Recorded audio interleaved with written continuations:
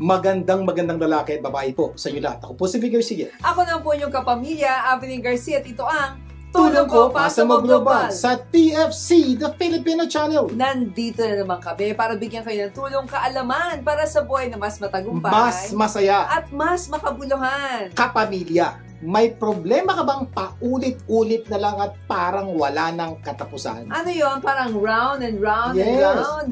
Yung akala mong tapos na, pero hindi pa pala. Ako, alam niyo po, marami pong taong dumadaan dyan. Kilala po ako na yung problema nila last year, yung parang problema nila ngayon, at paulit-ulit lang po yung problema. So, ibig sabihin, parang napagdaanan dyan, nadadaanan ulit? Oo, parang ganun po. May mga pagkakataon pong ganyan. Malamang, alam niyo po, ibig natin sabihin, may problema ka dati sa problema sa asawa mo. Tapos, may problema ka pa rin ngayon. Problema ka sa relasyon sa nanay mo. O baka minsan nagbabago lang yung object ng problem, pero yun pa rin, relational pa rin. Problema ka sa trabaho. Ilang taon na, problema pa rin sa trabaho. Walang katapusan, palagi may problema. Yung boss mo talaga may problema palagi. Ganon? Yung boss ang may problema? Palagi na lang. Pero may good news kami. Pag-uusapan natin kung ano dapat gawin kung ang yung problema ay parang wala ng solusyon. May mga pagkakataon po ganyan. May mga tao po ako kilala na dumarating sa punto, sir, problema ko, wala na talaga solusyon ito. Sinubukan ko na lahat, wala na talaga. Ito, wala na talaga. Suko na. Yan. Kaya pag-uusapan natin ngayon sa ating episode na Ginawa ko na ang lahat, wala pa rin. Yung parang I did my best. But I think my best wasn't good. Nadidig ko na bigyan. So, lalo-lalo na nasasabi yan sa mga mag-asawang maghihiwalay. Ganon, na parang ginawa ko na lahat. Wala pa rin talagang nangyari. Kaya, tapusin na to. Ganon. Pag-uusapan din natin mamaya ang internet article na patungkol ito sa 8 habits of people who are always happy. Meron daw pong pag-aaral na ginawa, may mga taong palagi masaya.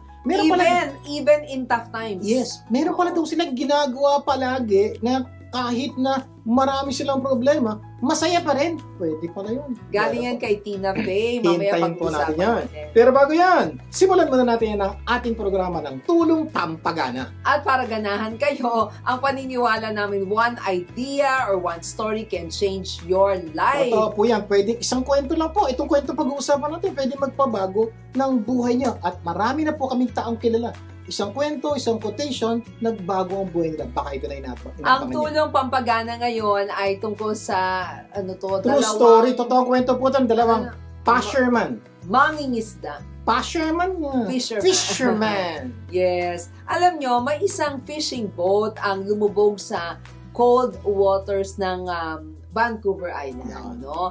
Mabilis na lumipat yung dalawang fisherman sa life raft para makaligtas. Siyempre naman, di ba, para makaligtas, lumipat po sila. Tama lang naman pong dapat. Pero, nasabit ang lubid o sumabit yung lubid ng life raft sa paglubog ng bangka. Parang ganito po. May life raft po sila. Alam niyo pala yung parang inflatable na boat. Okay? May tali po yun.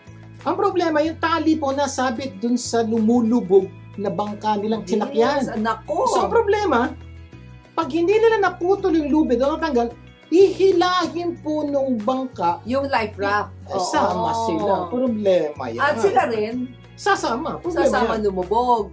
Wala silang kutsilyo. Wala silang Swiss knife. Wala Swiss knife.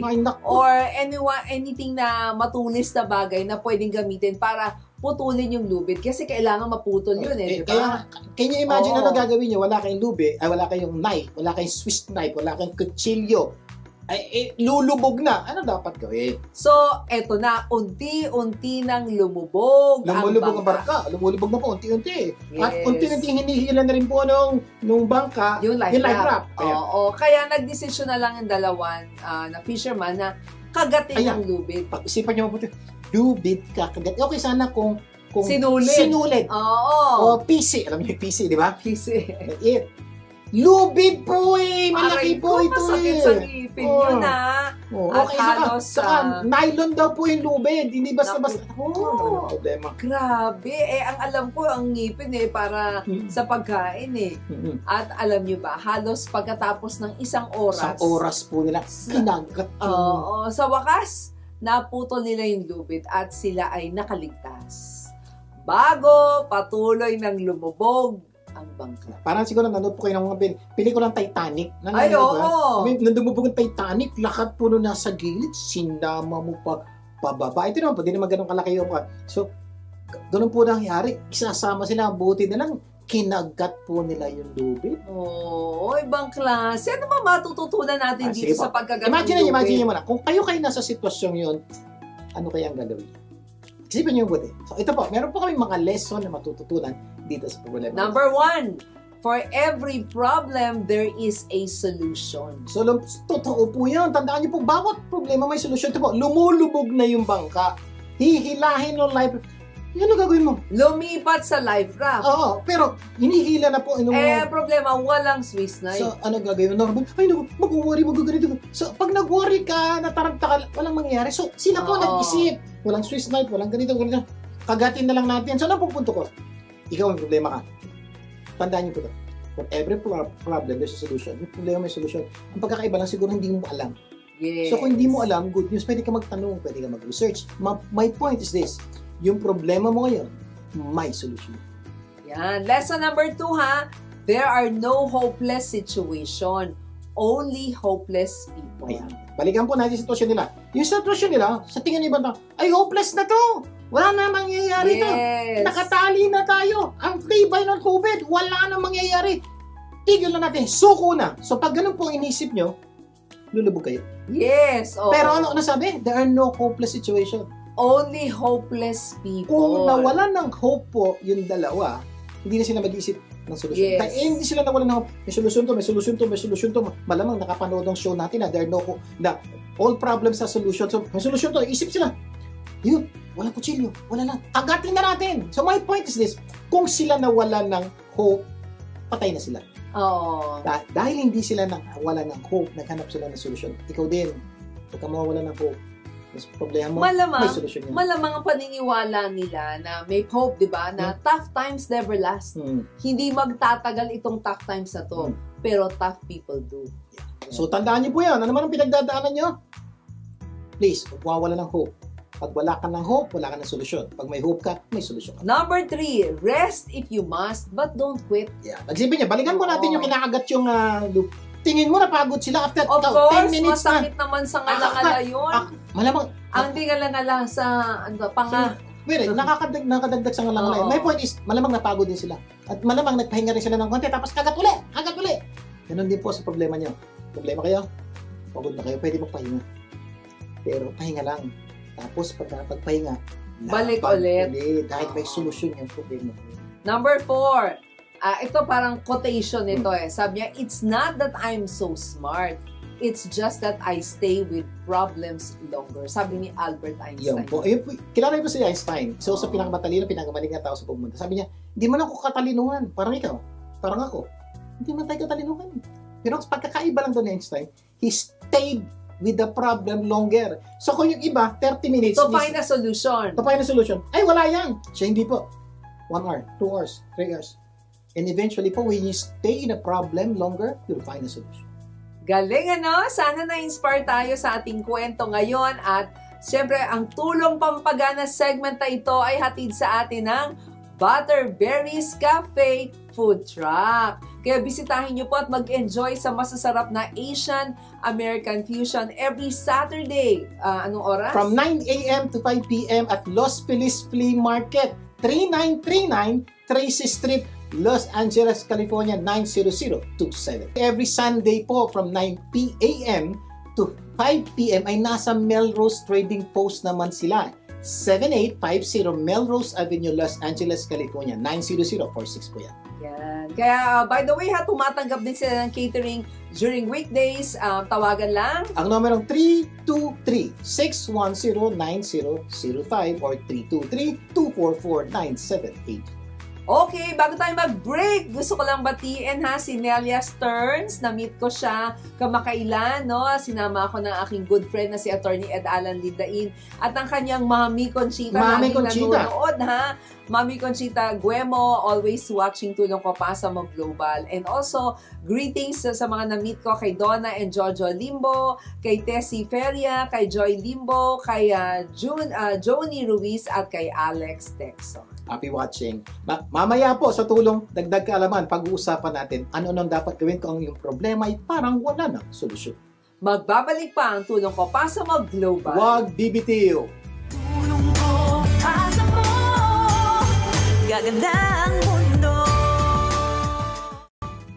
Nagbabalik ang tulong ko, Pasa Mo Global, Vic Garcia po. At Evelyn Garcia. Okay, dadako na tayo sa ating tulong pampaganda ng buhay. Ang paniniwala na when you don't become what you want, you become what you do continually. At dahil gusto namin continually mas gumanda ang buhay nyo, continually bibigyan namin kayo ng mga tips na magpapaganda ng tunay sa inyong buhay.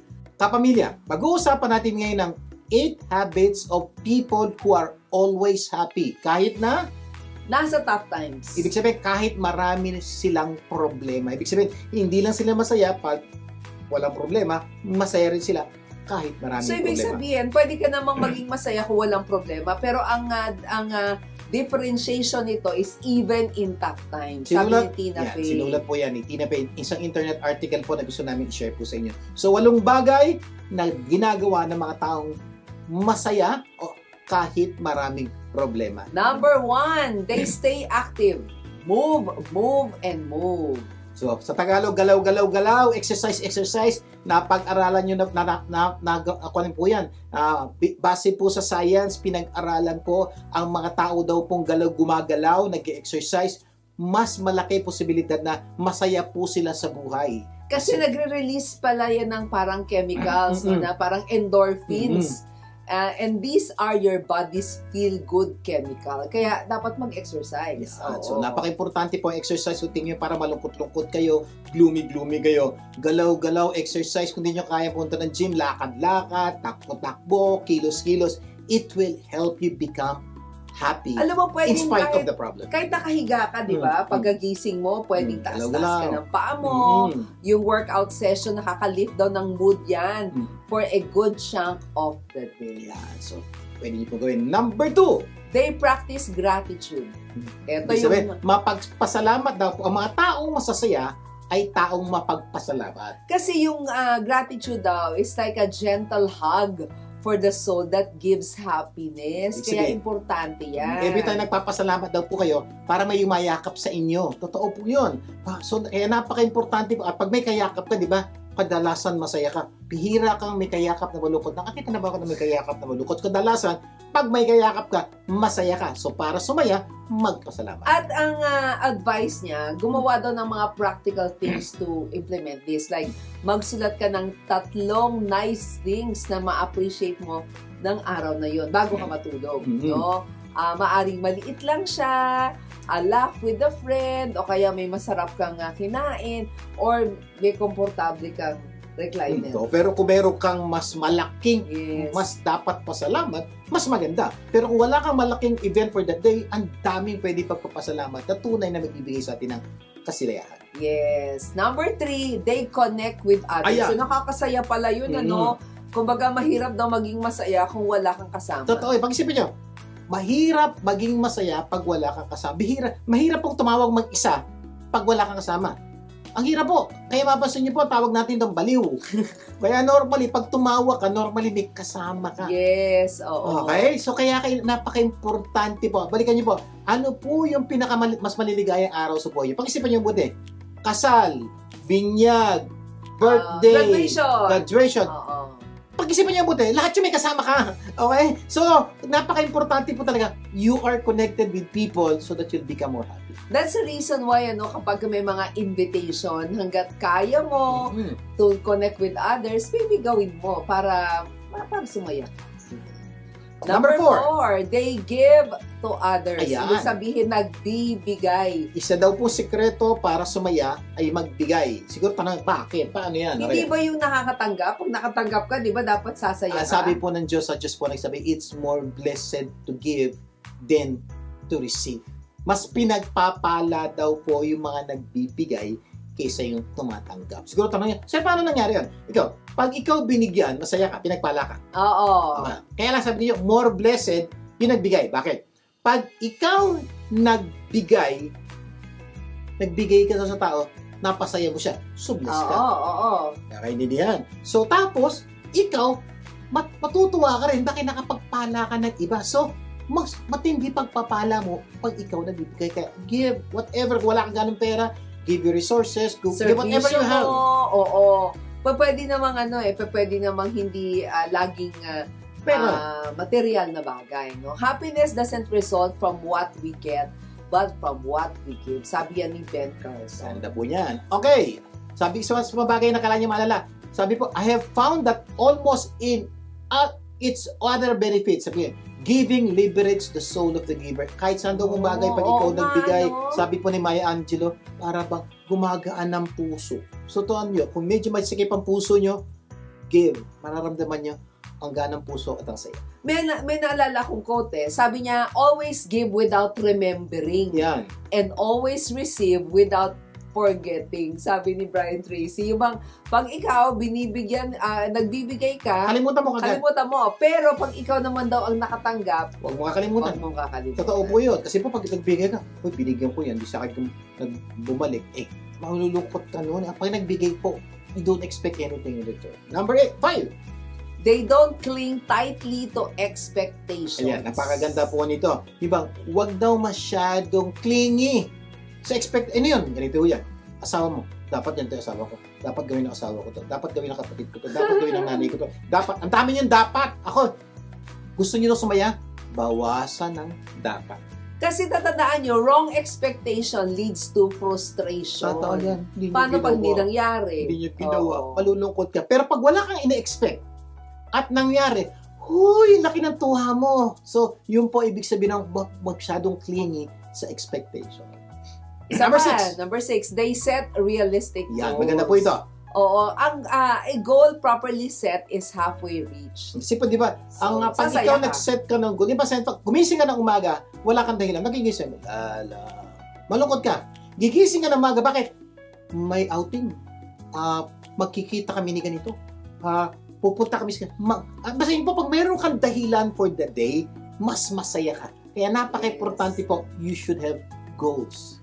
Meron nga quotation na dream big dreams, but never forget that realistic short-term goals are the keys to your success. Sabi ni Mac Anderson. Please put goals into your life. Dapat may dahilan kayo araw-araw. Short-term goal, 1 week, 1 month, a year. Long-term goal, 3 to 5 years from na dapat meron kayo tinitingnan. Promise mo. Sasaya ka. Number 7. They adopt a growth mindset. Ito po, napaka-importante po. Kung gusto nyo nung sumaya, dapat meron kayong growth mindset. Ano yung growth mindset? Growth mindset with people, no? Kumbaga, yung with mga the tao growth with mindset din. Oo.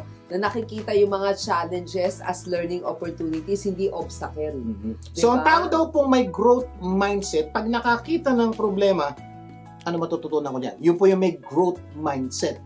Yung mga taong walang growth mindset, may problema na naman, ano naman gagawin? So, yun po, ibig sabihin po, nakakakita sila ng oportunidad even in the bad things that's happening to them. Ano yung matututunan ko? Ano yung bago ko malalaman dito? Because of that po, they become more happy. They see opportunities. They see opportunities in the challenges. Kaya nga, parang isang sinasabi dyan is they believe that they can always get better at anything. Pag may problema, palagi nila isip, may solusyon yan. O yung medyo hindi maganda sitwasyon, pero gaganda yan. Basta niyo po, palagi pong tinitingnan nila yung positive dun sa sitwasyon. Number 8, they avoid negative influences. Ibig sabihin, ayaw nila po ng BI, bad influence. So, kaya, especially kung may kaibigan kayo, sa lagay na pinapagaan ang problema niyo, dinadagdagan, iwasan niyo po yun. Yes. Makakabawas po yan ng inyong kaligayahan. Kaya nga, in order to eliminate the negative influences, ignore mo na lang. Diba? Yun, isa sa pinaniniwalaan ni Lao Tzu. Iwanan niyo, ignore niyo po yung mga pangit na nangyayari. Tignan niyo po yung magaganda. Naku, pag ginawa niyo yan, sasaya kayo. Sana marami kayong natutunan sa ating pinag-usapan. Mamaya, sa tulong dagdag kaalaman, pag-usapan natin ano-ano ang dapat gawin kung ang inyong mga problema ay parang wala nang solusyon. Magbabalik pa ang tulong ko pa sa mga global. Huwag bibitiw. Tulong ko asa mo, gaganda ang mundo. Nagbabalik ang tulong ko, Paso Mo Global. Vic Garcia po muli. At Amining Garcia. Dadakan tayo sa tulong dagdag kaalaman. Ito yung ating weekly mental exercise. Kung saan po hanap tayo ng mga paraan para mas madagdagan ang ating kaalaman sa buhay. Kapamilya, nadinig ko na ba ang katagang, I tried everything, nothing happened, Or I did my best. but I think my best wasn't good enough. Talagang wala nang solusyon ng aking problema, yun ang kanyang mindset. Yan po, may mga tao pong, ang dalas ko pong madinig yung salita, I tried everything, ginawa ko na lahat. Lalo na po sa mga mag-asawa maghihiwalay, palagi po sinasabi, ginawa na namin lahat, o ginawa ko na lahat. Wala talagang pag-asa yung lalaking yan, o wala pag-asa yung babae niya, kaya itigil na natin ito. Yun po sinasabi, I tried everything. Ang tanong, ikaw na nanonood, may problema ka bang ang tagal mo nang sinusolusyonan pero pakiramdam mo walang nangyayari? Kaya kuminsan, ang sabi mo, parang hindi ko na yata kaya. Totoo po. Antayan na. Alam niyo kata, para yata hindi ko kaya. Alam niyo po, marami pong tao talaga dumadaan na po sa puntong sukdula na po sa tingin nila wala nang solusyon ang kanilang problema at gusto na po nilang bumigay, gusto na po nilang sumuko. Ang good news po, pag-uusapan po natin yan sa araw na ito. Ano yung pag-uusapan natin yan? Ano ang dapat gawin ko ang iyong problema ay parang wala nang solusyon? Sa ating episode na, ginawa ko na ang lahat, wala pa rin. So, mga kaibigan, mga kapamilya, kung kayo po'y dumadaan sa ganitong problema or may kakilala kayong may problemang parang hindi niya na kaya o parang wala ng solusyon, napaka-importante po na kung pwede tawagan niyo po sila, imbitahin nilang makinig sa programa at manood ng programa ito dahil napakaganda po ng pag-uusapan natin na tunay, we hope, makatulong po sa mga taong dumadaan sa ganitong sitwasyon. Okay, step number 1 ha, itong gagawin. Maniwala ka na lahat ng problema ay may solusyon. Yan po ang isang unang-unang gusto po namin i-share po sa inyo. Alam niyo po, lahat ng problema ay may solusyon. Ito po, kahit saan po kami pumunta, paulit-ulit po namin sinasabi yan sa aming mga tagapakinig at manonood. Lahat ng problema ay may solusyon. Siguro kaya mo lang nasasabi na ginawa ko na ang lahat, I did my best, but my best wasn't good enough kasi malamang hindi mo lang alam ang solusyon o hindi mo pa inaalam. Dinami po natin ha. Iba po yung may problema ka, ginawa mo na lahat. Oo. Sa totoo lang po, hindi po totoo yun eh. Hindi mo pa nagagawa lahat. Kala mo lang, nagawa mo na. Siguro, nagawa mo na yung lahat ng alam mo. Alam mo. Ang problema, meron ka hindi alam na kailangan mo alamin. Yun po gusto namin buksan ng isip nyo. May mga solusyon sa problema mo na hindi mo alam. The good news, may ibang taong alam. Kaya ang hiling po namin, kung hindi mo alam, alamin mo. At marami pong paraan ho para alamin ang mga solusyon sa problema pinagdadaanan mo. At isa sa pinakamalaking problema, bakit hindi masolusyonan ng maraming tao ang problema, ay dahil nawala na sila ng pag-asa or hope. At dahil syempre, pag wala ka ng pag-asa, hindi ka na maghahanap ng solusyon kasi wala ng pag-asa. At dahil hindi mo na alam ang solusyon, talagang pakiramdam mo, wala ng solusyon. Yun po ang dahilan. Dahil nawalan ka ng pag-asa, hindi ka nahanap ng solusyon. Sabi nga ni Mavilyn, ito, pag-isipan niyo buti. Bakit ka nawalan ng pag-asa? Yung po ugat nitong problema ito. Oo. Bakit ka nawalan ng pag-asa? Kasi ang paniniwala mo, wala ng solusyon ang problema mo. At dahil wala ng solusyon ang problema mo, nawalan ka na ng pag-asa. Kaya ang step number 1 tinuturo namin sa inyo, kung tingin mo, parang wala ng solusyon ang problema mo, erase. Ang solusyon, maniwala ka, may solusyon ang problema mo. Hindi mo palang alam. O hindi mo palang inaalam. Ang good news, pwede mong malaman o alamin. Kaya dapat patuloy tayong maniwala na may solusyon ng ating problema. Sabi nga ni Robert Schuller, di ba? There are no hopeless situation, only hopeless people. Yung sitwasyon, may pag-asa. Ang nawawala ng pag-asa, yung tao. Totoo po. Kaya, ang ganda po nito, no? Nakakita na ba ang sitwasyon na nawala ng pag-asa? Wala pa po. Bawat sitwasyon hindi na nawala ng pag-asa kasi po, ang sitwasyon na ng pag-asa. Ang pag-asa po, nandun po dun sa tao.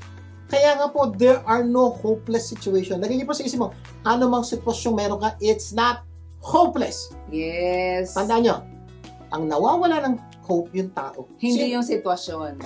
Sino yon? Ikaw.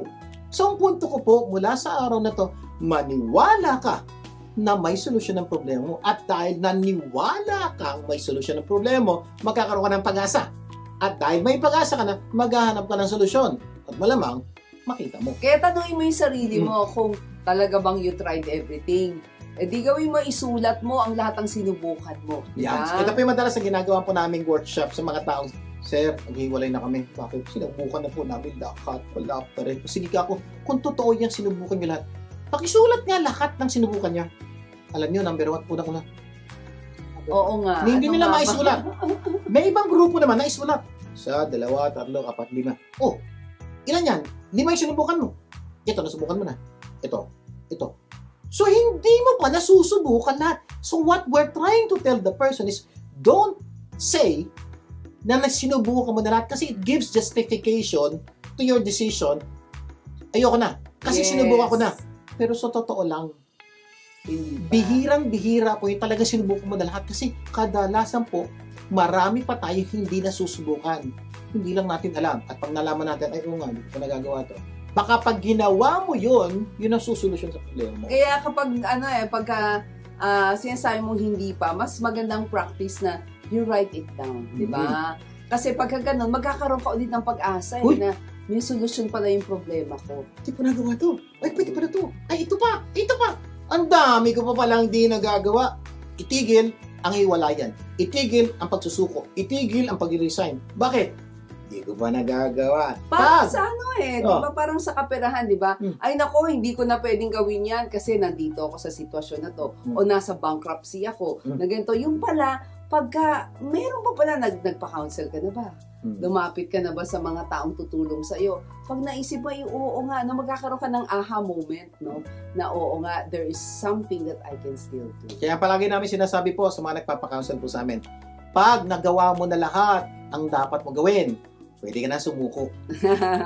Ang tanong, nagawa mo na, hindi pa. So, bawal sumuko. Tuloy ang laban. Marami pa tayong pag-uusapan, ha? Magbabalik pa po ang tulong ko pa sa Mong Global. Huwag bibitiw. Tulong ko, asa mo, gaganda ang mundo. Nagbabalik ang tulong ko pa sa Mode Global. Vic Garcia po muli. At Abiling Garcia. Patuloy tayo sa ating tulong dagdag kaalaman sa ating topic na ano-ano ang dapat gawin kung ang iyong problema ay parang wala ng solusyon. Okay, number 1 na dapat gawin. Pag feeling nyo wala ng solusyon ng inyong problema, number 1. Maniwala ka na lahat ng problema ay may solusyon. Ibig sabihin yung problema mo, may solusyon yan. Hindi mo palang alam o hindi mo pa inaalam. Pag nalaman mo na, baka masolusyonan mo na ang problema. So, yun ang unang ilagay sa isip. Kasi habang naniniwala ka may solusyon pa niyan, lalabang ka. Yes. At yung pong gusto namin mangyari, ilaban mo. Oo. Number 2, maghanap ka ng solusyon. May mga taong nagsasabi na wala na talagang solusyon.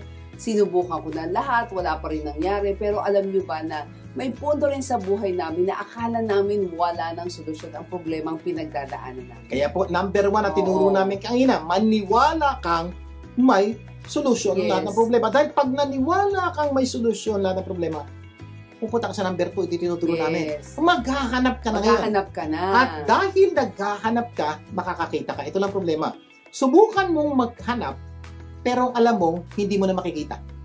Mahahanap mo ba ganito yun? Hindi. Habang naghanap ka, naku talaga hindi ko na makikita. Hindi ko na makikita. Kasi mali paniniwala mo, hindi ko na makikita. Kaya nga, tip number 1 namin, maniwala ka. At pag tunay na niwala ka, maghahanap ka na. Yan ang number 2, maghahanap ka na ng solusyon. And when we decided to believe sa aming mag-asawa, no, may nagsabi sa amin na if you exhausted all possibilities, remember you haven't.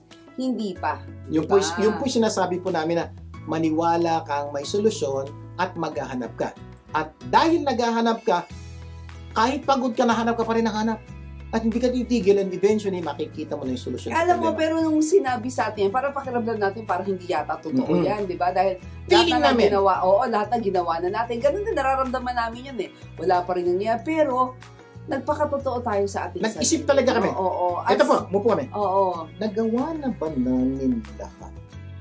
At inisip namin, sinubukan namin na maghanap ng solusyon. Alam nyo, may nakita po kaming solusyon. Yun po, napaka-importante. Pag honest ka sa sarili mo, yes, totoo lang po, hindi nyo pa nagagawa lahat. At pag tinanggap mo hindi yung pa nagagawa lahat, naku, ang daming milagro pwede mangyari. At sa buhay namin, nalaman namin na lahat ng problema may solusyon. Naghanap kami. Ang ginawa namin, nagbasa kami, nag-research, nanood ng mga videos patungkol sa mga problema na pinagdaanan namin noon. Yan po napaka-importante. So, ano yung mga paraan para maghanap? Ayun nga, aral, basa, YouTube, tanong, ang dami pong pwedeng gawin. And sample na po, isang napakaganda. Pag may problema ka sa relasyon, napagbasa ka na ba libro about relationship management? Wala pa. Paano mo susolusyonan? Ang daming solusyon sa librong yun, hindi mo alam. Nung binasa mo, oo nga, ganun din po kami. Nung when we start reading books, we realize, ang dami palang solusyon sa problema natin. Yes. And eventually, we found that solution to our problem. Parang ano lang yan gusto mo magpagawa ng kotse, ng change oil, wala kang budget. Pwede kang pumunta sa YouTube, mag-aral ka paano ba mag-change oil. Totoo yan. And then makakatipid ka kasi ikaw gagawa di ba? Pero kung wala ka pa rin makitang solusyon, subukan mo yung step number 3. Yan. Ibig sabihin may mga pagkakataon pag nagbasa ka na, nanood ka na, lahat mo, feeling mo wala pa rin. Actually, ang labo nun parang hirap talaga. Pero kung sakaling totoong nangyari na yun, meron pang solusyon. Step number 3. Oo, magtanong ka na sa mga tao nakakaalam at nakakaunawa ng problema mo. Okay. Ito yung pagkakaiba. Ano yung pagkakaiba ng step number 2 at step number 3? Step number 2, mag-research. Basa ka libro, mag-research ka, sabihin, may problema ako, hanapin mo. Ano ba yung solusyon sa problema ko? Yan. Hindi bawat pagbuklat mo ng libro, makikita mo na yung solusyon. Hindi yung pagpunta mo sa YouTube, makita mo yung solusyon. Hindi po gano'n. Ang pagkakaiba ng step number 3 ito, maghanap ka ng mga taong nakakaalam sa problema. So, gawin mo. So, ma'am, may problema po ako ito. At dahil alam niyo yung solusyon, ito ang gagawin mo. Bibigyan ka ng counsel ng taong yon on what to do specifically with the problem na kaharap mo. Oo, may mga pagkakataon na kapag ang tao may problema, siya nag-iisip ang isa. Oo, siya nag-iisip ang isa. Wala siyang makitang solusyon dahil kung minsan masyado siyang pagod sa problema at hindi na siya makapag-isip ng mabuti. Pero pag ibang tao, yung tinatawag third eye, di ba? Kapag ibang tao yung nag-iisip ng solusyon, Teka muna, second eye lang muna. Huwag mo ng third eye. Sige, second eye pa lang. O second mind, okay. Oo, may nakikita silang solusyon. Parang, di ba pag nag-uusap tayo na, ito yung sinabi nung nagpapa-counsel, for example, sa akin. And then when you said, actually, pwedeng gawin to. Alam mo, parang, oo nga, kumbaga, iba yung fresh na nakikita, kaya dapat matuto tayong magtanong. Wala namang bayad yun. Magtanong tayo sa mga taong nakakaunawa ng problema. At even minsan, kahit may bayad. Opo. Diba? Napaka-importante po yung tanong, okay? Magtanong po kayo kasi napakarami pong tao alam yung solusyon sa problema nyo. Alam nila. Oo. Kaya lang, hindi mo alam yung solusyon sa problema mo. Pero alam nila, paano mo susolusyonan ang problema mo? Itatanong mo lang. Ang problema, marami sa atin ayaw magtanong. Alam mo bakit? Natatakot. O kaya nahihiyang magtanong. Like for example, merong kina-counsel ka sa marriage. Naku, paano gagawin ko? Paano manunumbalik ang pag-ibig ko sa asawa ko? For example, di ba? Pero not everyone can be brave enough to say that. So they just keep quiet and then let the relationship go. Sample lang kita. Diba? May problema ka sa relasyon. Kailan ka nagpakonsulta sa relationship expert, marriage expert? Wala. Tapos sasabihin mo na, subukan mo na lang. May problema ka sa pera. Humingi na ba ng tulong sa mga financial expert, financial advisor? Alam mo kung bakit nila sinasabing naisip na nila lahat? Bakit? Kasi yung utak nila yun na parang inisip na. Kasi gano'n din tayo before, di ba? Nagawa ko na to, naisip ko na to, ganyan. Ay, hindi pa pala. Nanalangin ka na ba? Kaya napaka-importante po magtanong. Kasi po, yung pagtatanong will give you new ideas, new ways of solving your problems. At baka magulat kayo. Ang simple lang pala ng solusyon sa problema mo. May mga pagkakataon ko. May mga pagkakataon naman, complicated ng konti ang solusyon sa problema ko. Pero pwede. Ito mas matindi. Sasabihin sa'yo nung kausap mo, pinagdaanan ko na. Nahirapan din ako. Pero nakahanap akong solusyon. Meron akong quick lang. Meron akong kwento na binasa ko to, no? Nagtataka siya, bakit yung garage door hindi bumababa? No? So, sabi ngayon nung bago naghanap na siya ng solusyon, So, na-realize niya, ay, kailangan ko magtanong. So, nagtanong siya sa kapitbahay. Yung pala nakaharang lang, may humaharang dun sa sensor. Pero, willing niya siya magbayad ng mahal para ipagawa yung automatic garage door nila. Sabi niya, buti na lang nagtanong ako, may nakaharang lang pala sa sensor. Dahil doon, nakatipid ka. Kaya ito po, habang nakikinig ka, kaya nakahuli ng tanong, hiling ko lang po kung magtatanong kayo, magtanong po kayo sa mga taong may kaalaman, may experience sa problema pinagdadaanan nyo. Kung may problema kayo sa relasyon, huwag kayo magtatanong sa kapitbahay nyo, sa kumare nyo, may problema rin sa asawa niya. Wala mangyayari doon. Maghanap po kayo ng taong nag-aral, okay, may kaalaman at experience, yun po yung mga taong makakatulong sa problema. Mamaya, itutuloy natin ating usapan kung ano-ano dapat gawin kung ang iyong problema ay parang wala ng solusyon. Magbabalik pa po ang tulong ko pa sa Magloban. Huwag bibitiw! Tulong ko asa mo, gaganda ang mundo. Nagbabalik ang tulong ko pa sa Global Figure Garcia. At Abeling Garcia. Patuloy tayo sa ating tulong dagdag kaalaman sa ating topic na ano nung dapat gawin kung yung problema ay parang wala ng solusyon. Okay, review lang tayo ha. Step number 1, maniwala ka na lahat ng problema ay may solusyon. Importante yan. Number 2, dahil naniniwala ka na, maghanap ka na ngayon ng solusyon sa problemang iyong pinagdadaanan. Number 3, magtanong ka sa mga tao nakakaalam at nakakaunawa ng problema critical mo. po yun. Sana gawin niyo po. Ito po, number 4. Ito po yung critical at kuminsan po, nakakalimutan to ng maraming tao. At kuminsan, pagsagad na, doon lang naaalala. Number 4. Manalangin ka, may solusyon ng Diyos sa problema mo. Isa po napaka-importante, to most of us, alam natin to, na may solusyon si Lord sa ating problema. Pero kuminsan po, nakakalimutan po nating manalangin. Kadalasan po, pag may problema tayo sa pera, po nating isipin, sino utangan ko? Si ate, si kuya, si ganito. Parang utak agad ang ginagamit natin. Diskarte mo. Meron pong isang napakapangyarihang bagay na pwede nating gawin para masolusyonan na natin ating problema at hindi po napakahirap. All you need to do is to put your hands together this way and talk to God who is so powerful and can solve any problem. Alam mo, naalala ko, kapamilya ha, nung 2 taon pa lang yung panganay naming anak. Alam niyo, hindi siya makapagsalita. At ang gulo-gulo niya, di ba? Hindi mo siya pwedeng iwanan na mag-isa dahil kung ano-ano yung delikadong bagay na gagawin niya kasi wala siyang fear of danger, di ba? So, gusto namin siyang kausapin pero hindi kami magkaintindihan eh. Ito, alam mo, dumating po kami sa punto ng buhay namin na feeling namin, anong gagawin namin sa anak namin? Parang hindi kami magkaunawaan, hindi namin alam problema niya. Ano ang gagawin namin? Pero alam niyo po, ito po nangyari. Isa sa aming kaibigan, dumalaw sa bahay at nakita niya yung ginagawa ng anak namin at sabi niya, malamang autistic ang anak ninyo. At dahil ganyan din yung anak niya, di ba? Parang yung tumingin nung bata pa siya. So parang nakikita niya na yung diagnosis ng anak niya is the same with our diagnosis. So yung pala, kaya pala ganun po yung anak namin, may mga symptoms ng autism. At alam niyo po, kinuwento ng kaibigan namin lahat ng kirap niya sa pagpapalaki ng kanyang anak. Habang pinakikinggan po namin, feeling namin, parang lalong lumaki problema namin. Parang nagkaroon kami ng takot, ng pangamba, at ginawa namin para makasigurado kami, dinala namin yung anak namin sa isang espesyalista sa sakit na autism. Para lang po makasigurado po, kumanap po kami ng doktor na talagang, ito yung tinuturo namin sa inyo. Pag may problema kayo, maghanap kayo ng taong nakakaunawa, nakakaintindi sa problema. So, naghanap po kami ng doktor na nakakaunawa, nakakaintindi sa autism. At ito po ang sabi ng doktor. Sabi ng doktor, malamang autistic nga ang anak ninyo.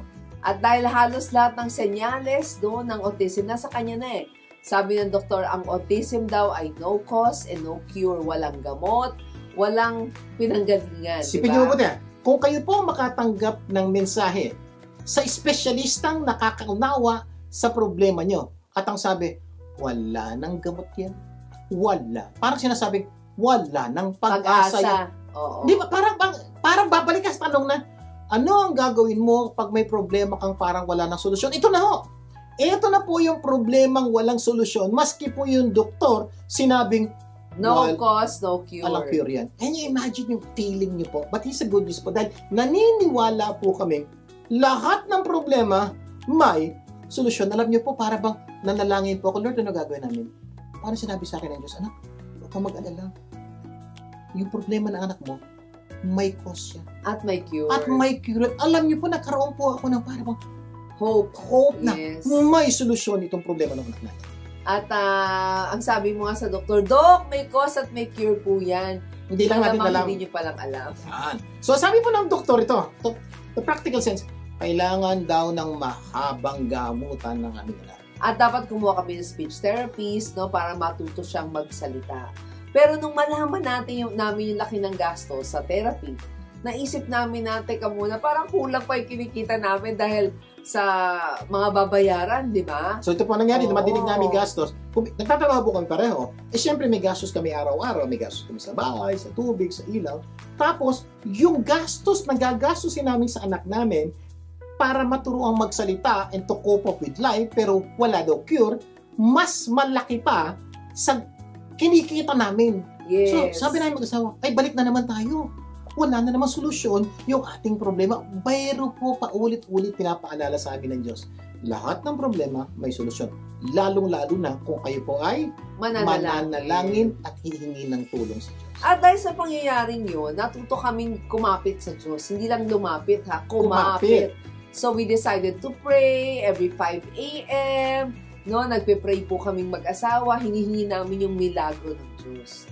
Dahil naniniwala po kami, what is impossible with man, with the doctor, with the technology, is possible with God. Yung pinaniwala namin. Yung imposible sa amin, posible sa tao, posible sa Diyos. Yes. Yung problema na anak ko, imposible sa tao, posible sa Diyos. It gives us hope po na one day gagaling anak namin, maayos ang problema niya. Alam niyo po, unti-unti po ito nangyari. Kaya nung maglilimang taon na yung anak namin, unti-unti na siya nakapagsalita, tuloy-tuloy pa rin yung aming panalangin sa aming anak. Pero grabing improvement. Totoo po, nakita po namin, yung pag-pray po namin, may pagbabago sa anak namin. Nakakapagsalita na, nakakausap na namin, unti-unti po, nakita po namin na tunay, may milagro sa Diyos. At sa awa ng Diyos, no, nakapagtapos po yung aming anak ng college on scholarship. Grabe ha? At ngayon po ay may maganda po siyang profession. So, marusin niyo po, ang sabi po ng doktor ng bata pa, wala na pag-asa. Ganyan na talaga yan. Turuan niyo lang ng konti ng life skills. Self-help skills. After that, pero alam niyo po, unti-unti po pinakita ng Diyos. Walang imposible sa Kanya. Kaya po, kung ano may pinagdadaanan niyo ngayon, hindi ko alam kung ano. May pag-asa yan sa Diyos. Yes, hindi namin alam talaga, no? Kasi minsan talaga, grabe o kalaki yung problema na pinagdadaanan nyo. Pero hindi man namin alam yan, alam ng Diyos ang pinagdadaanan. Hindi rin po namin alam kung ano na nagawa nyo sa problemang pinagdadaanan nyo. Hindi po namin alam kung talaga nasubukan nyo na lahat at solusyonan ng problema. Hindi po namin alam yan. Magiging solusyon, ha?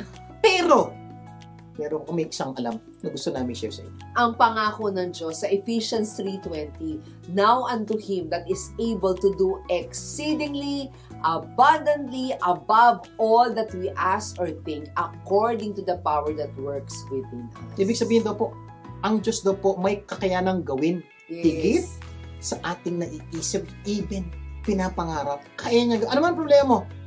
Kayang gawin ng Diyos yan. Pero meron pong isang bagay na nakaugat po doon sa pangako ng Diyos. Depende yan sa kaya nating paniwalaan. Kung kaya nating paniwalaan daw na may milagro ang Diyos, pwede gumawa ang Diyos sa milagro.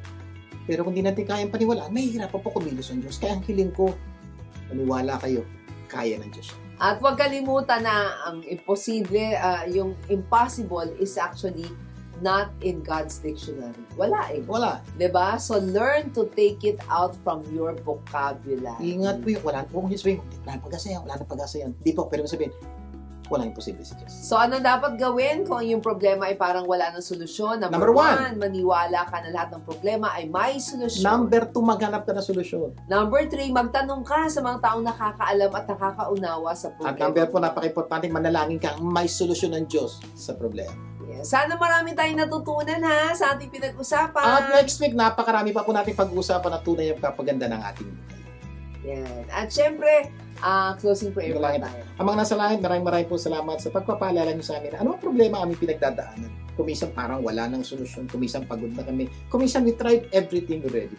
But the good news po, pinaalala niyo sa amin, what is impossible with man is possible.